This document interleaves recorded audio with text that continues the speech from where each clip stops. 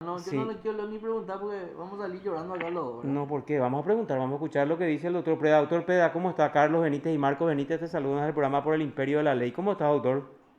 Buen día, Carlos, Marcos y a la audiencia. Doctor, queremos escuchar ya tu versión, le habíamos escuchado a Fabián Centurión, le escuchamos también a la doctora Josefina Aguemo y ahora, digamos, la contraparte tuya, ¿verdad? ¿A quién le representás vos y cómo podés explicarnos esta condena que se dio ayer en un juicio oral, doctor? Bueno, nosotros habíamos en su momento, en representación de AMX Paraguay, formulado que es claro, el nombre comercial, digamos, es claro, habíamos hecho una denuncia sobre la falsedad presentada en un juicio civil que motivó que una persona reclame como entre los rubros indemnización por daño emergente. Entonces, en su momento el Ministerio Público había imputado, creo que luego vino un sobreseimiento provisional y finalmente la Fiscalía General del Estado acusó y bueno, llegó a un juicio oral que entiendo, porque nosotros ya no intervenimos en el proceso como querella. Entiendo que ayer se dictó una sentencia condenatoria que confirma la hipótesis que nosotros habíamos planteado cuando formulamos esa denuncia penal, que el proceso civil se basó por los hechos que fueron probados en el proceso civil, en realidad no ocurrieron y son falsos. Me imagino que eso tendría que ver la sentencia penal para ver básicamente qué tuvo por probado el tribunal de sentencia ayer.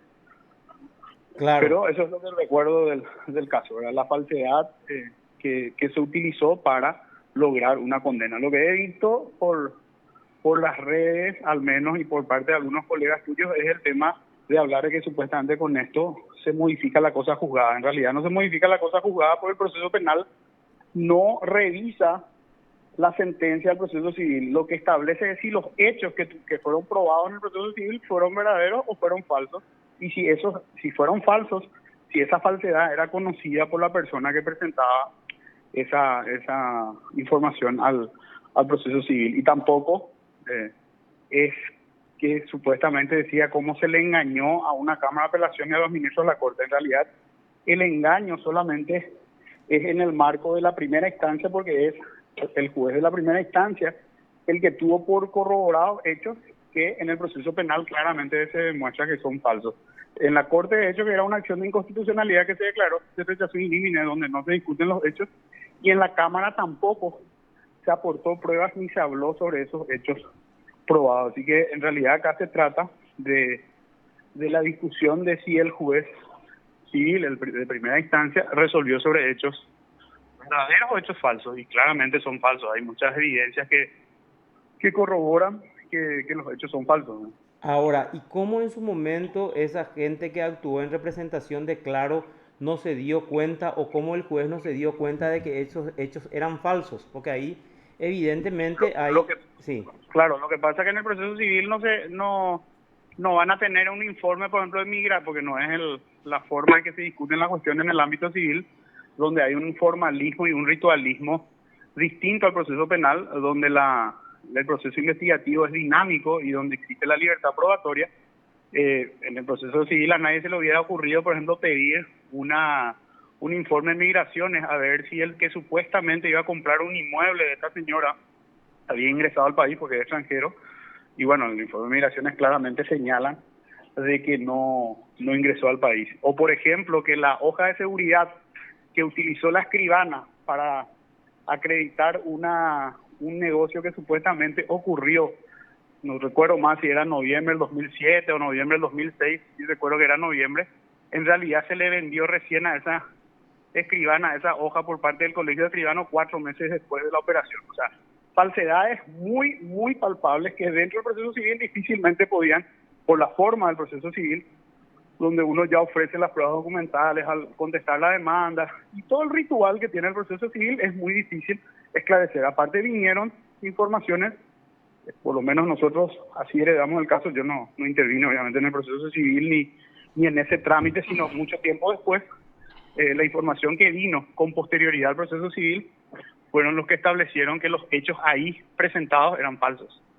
Sí, Y lo que no puede tolerar el sistema es que, habiéndose determinado hechos falsos, se diga simplemente no, ya hay una sentencia civil y entonces no vamos a hacer más nada. Por eso hay que diferenciar bien que lo que se discute en el proceso civil es una cosa y lo que se discute en el proceso penal es otra cosa. Te pongo un ejemplo. Si yo te doy a vos, te digo, Carlos, Sí. sumar 3 más 2 y a Marcos le digo, Marcos, ¿podés restar de 3 2?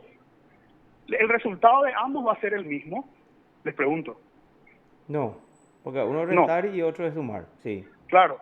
Entonces, con los mismos números, 3 y 2, a vos te sale un resultado y a Marcos le sale otro resultado. ¿Por qué? Porque le doy operaciones distintas. Bueno, así es la cuestión. En el proceso civil se discutió un asunto y en el proceso penal otro asunto. O sea que no hay contradicción porque tratan asuntos distintos. Eso es lo primero que hay que identificar. Y yo creo que acá no hay que tergiversar la información sobre la base, obviamente, de la presentación de las partes que tienen todo su derecho de argumentar a su favor, ¿verdad? Pero eso es lo que hay que dejar en claro. No hay una cuestión contradictoria porque se trataron asuntos distintos en ambos procesos. Marcos. sí, yo estoy de acuerdo en que no se termina y no se agota en la instancia civil o también en la instancia penal un asunto, porque si no, en el ámbito penal se le condena a una pena privativa de libertad. ¿Y qué pasa con el resarcimiento por daños y perjuicios? Entonces te dirían, no, ya me condenaste, ni yo, porque yo me pedí más cosas. Lo mismo yo creo que en la etapa civil. Lo que yo, por ejemplo, a ver, en el análisis de la tipicidad que con relación a este caso, lo que no encuentro mucho fundamento y mucha fuerza es en el artículo 29. ¿Perdón? ¿En el artículo qué? 29. En el artículo 29, autoría, el tener el dominio del hecho por parte de la señora Daisy. Porque en realidad ella provee unos documentos a unos profesionales que sí tienen la capacidad mental de ir a engañarle o no engañarle a un juez. ¿Y qué pasó con esos profesionales, verdad? Ni siquiera fueron llamados, ni siquiera fueron imputados. Entonces, ¿tiene la capacidad suficiente la señora Daisy de cometer ese hecho punible como autor? Ahí lo que yo me tranco un poco, doctor. Creo que el abogado fue bueno Jara, ¿verdad? Que un tiempo después fue miembro del Consejo de la Magistratura, ¿verdad? Me refiero a las sentencias posteriores, ¿verdad? Y quién es realmente acá. Creo que el abogado era bueno Jara y después fue miembro del Consejo o algo así. No recuerdo más de hecho, yo ni siquiera intervine en ese asunto civil.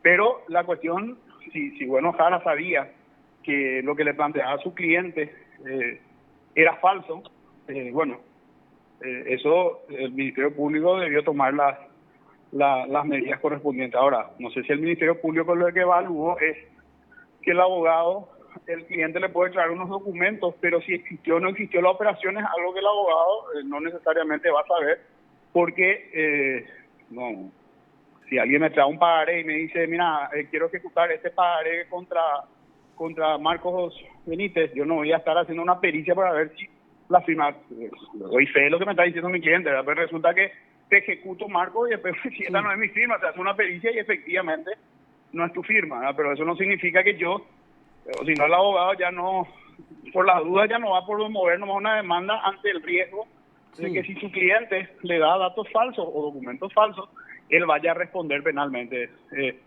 No sé qué habrá evaluado el Ministerio Público en ese momento, ¿verdad? Pero la denuncia no fue dirigida contra los abogados porque en principio el abogado no tiene por qué saber que si los hechos que le plantean sus clientes son, y yo no sé, porque yo como abogado no sé si una hoja de seguridad cuando le vendió a un escribano, eso se determinó, lo que yo te estoy diciendo ya se determinó en el proceso penal a través de informes que pide el fiscal, etc. Yo como abogado no le podía decir, primero no voy a dudar de lo que me presenta mi cliente, ¿verdad? Sí. Y aparte si me trae con una hoja de seguridad, no voy a estar yo diciendo, bueno, voy a averiguar por si acaso esto fue antidatado o fue... Eso realmente es muy difícil de corroborar y en el caso del de si se hace a través de los abogados, estamos en el campo de una autoría mediata, ¿verdad? Sí, sí, no, definitivamente, ese punto es clarito, o sea, en realidad luego vamos a dejar de trabajar si es que dudamos de todo lo que nos presentan. Pero yo te digo nomás, Claro. el hecho en sí del engaño, el verbo rector engaño, de la estafa, ¿quién es la que hace? ¿Es la señora o son sus abogados mediante las presentaciones? Claro, por eso te digo que entonces entramos en el campo de la autoría mediata, me refiero, o sea, es decir, a través de que la información falsa. ¿Quién es el que promueve la demanda? La que promueve la demanda es la persona que, Sí. en todo caso, los abogados actúan por instrucciones de la persona que les otorga un poder. Ya no recuerdo si el proceso civil se hizo a través de un poder o se hizo a través o por derecho propio. No tengo eso, ni recuerdo siquiera esos detalles, pero aunque sea por poder, finalmente quien presenta los hechos ante un juez civil es el demandante a través de, en este caso, de sus abogados. Ahora, lo que yo te quiero preguntar, el otro punto, cuando hablaste de la hoja de seguridad, del tema del escribano, el informe de migraciones, en el proceso civil eso efectivamente no se puede, si vos presentás algún documento, por decirte de escribanía, y yo dudo de ese documento, no tengo la posibilidad de incidentar la validez de ese documento de escribanía yo en ese momento. Seguramente los abogados civiles no habrán tenido esa duda en ese momento, ¿verdad? Pero lo importante acá es que eso no se discutió en el proceso civil, o sea, por eso lo que te digo que no hay una contradicción y por eso te di el ejemplo de los números. Una contradicción sí habría si todos estos hechos y todas estas evidencias, la hoja de seguridad posterior, todo eso se hubiese introducido en el proceso civil y con esa información igual se dictaba la condena a una indemnización, ahí sí uno podría decir de que hay una sentencia contradictoria al proceso penal. Pero el proceso civil no tuvo en cuenta esas evidencias y el fallo del sistema civil no fue con esa información. Por eso son hechos distintos entre el proceso civil y entre el proceso penal. Y hablar de una contradicción parte de una premisa equivocada, como sería decir que porque ustedes utilizaron 3 más 3 y 2, ambos, hay una contradicción porque el resultado no les fue igual. Y eso es falso porque en realidad ustedes usaron los mismos números pero realizaron operaciones distintas. Así que hay muchas cuestiones que falta, digamos, en nuestro sistema de justicia mejorar, y de todos depende, de los abogados también, en que ayudemos a que el sistema se fortalezca presentando asuntos de una manera seria y clara y no de manera, digamos, superficial o tal vez también producto del desconocimiento de los conceptos del derecho penal, hablar de por ejemplo, que no existe la estafa procesal y cuestiones como esta. Perfecto. Es muy interesante escuchar así porque es didáctico y hay que hacerle entender también a la gente, doctor, así una charla como esta, ¿verdad? Porque yo creo que esto es un caso así que no tiene precedentes, ¿verdad? Hasta ahora. Sí, realmente yo creo que sí hay otros casos donde existieron condenas luego de un proceso civil. Por lo menos entiendo que es así, porque recuerdo que cuando hice la denuncia investigué algo al respecto. Ahora obviamente no tengo en la memoria esos datos porque estamos hablando de, no sé, 2015 más o menos de esto, de cuando denuncia, formulamos sí. la denuncia, así que ya hay datos que ya se me escapan, ¿verdad? Perfecto. Doctor, muchísimas gracias por tu tiempo y bueno, te deseamos una muy buena Gracias. jornada, doctor. Gracias, doctor. Igualmente, Carlos, Marcos, y por favor no le hagan bullying a su compañero por la edad. Así que yo tengo un muy querido amigo abogado que muy reconocido en el ámbito civil, que me decía, yo no quiero nomás cumplir 60 años. ¿Y por qué, doctor? Le dije, y viste cuando sale ahí en la noticia y dice, muere sexagenario. Sí, exacto, parece muy Cuando viejo vos tenés ya. 50, pues nadie va a decir muere cincuentenario, ¿no? Entonces, él le preocupaba cumplir 60 por ese motivo, ¿no? O sea, justamente ustedes los periodistas que publican, muere sexagenario. Sí. O sea, yo no quiero que digan sexagenario, entonces por eso nomás no quería cumplir 60. Entonces, Espectacular. por favor, no le hagan bullying al señor Zapata. Dale, doctor. No. Muchas gracias por el contacto. Adiós. Adiós. Adiós. Usted está escuchando PDS.